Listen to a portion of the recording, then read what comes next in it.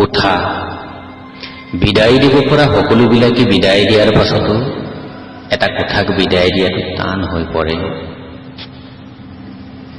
বিদায় দিব পৰা সকলোবিলাকে বিদায় দিয়াৰ পাছতো এটা কোঠাক বিদায় দিয়াটো টান হৈ পৰে। এটা কোঠায়ো কেতিয়াবা কেতিয়াবা দিব নোৱাৰে বিদায়। প্ৰতিটো চুক কোণ মজিয়া আৰু বেৰৰ কাৰণে হয়তো তেওঁৰ শ্বাস প্ৰশ্বাসৰ বাবে ব্যাকুল হৈ পৰে। কোনোবাটো হৈ পৰে ঐতিহাসিক, কোনোবাটো যন্ত্ৰণাদায়ক, কোনোবাটোৰ অস্তিত্ব নাথাকিলেও হৈ পৰিব পাৰে কিংবদন্তি।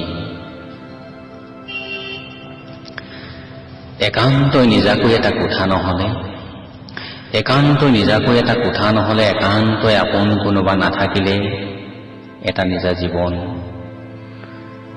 এখন নিজা ঘৰৰ আনকি আপোনাৰ নিজা ঠেহপেচ অভিমানবোৰতো কোনো অৰ্থ নাই।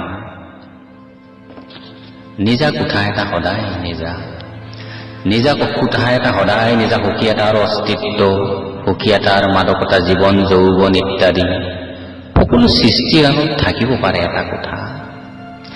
সকলো সৃষ্টিৰ আঁৰতে থাকিব পাৰে এটা কোঠা। কোনোটোৰ সতে মিল নহব পাৰে কোনোটো কোঠা। জন্ম যন্ত্ৰণা জীৱন যৌৱনৰ পৰা গঞাই পৰ দিয়া এটা শীৰ্ণকায় শৰীৰৰ অধিকাৰী হৈ থকালৈকে সম্পৰ্কবোৰ ছিঙি দিব নোৱাৰি এটা কোঠাৰ পৰা। এটা কোঠাকে এদিন কোঠালি কোঠালি কৰি দিব লগা হয় সাংসাৰিক মেদবহুলতাৰ বাবে।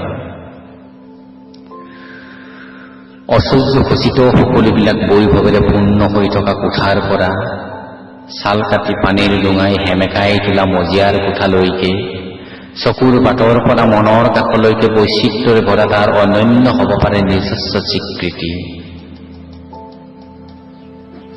এটা কোঠালিৰ সন্ধানতে অহৰহ কোঠালি কোঠালি হৈ থাকে নিজা নিজা কোঠাবোৰ।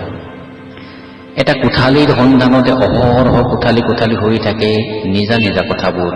তথাপি হাক দিব নোৱাৰি কোঠাবোৰ কোঠা হৈ থাকক।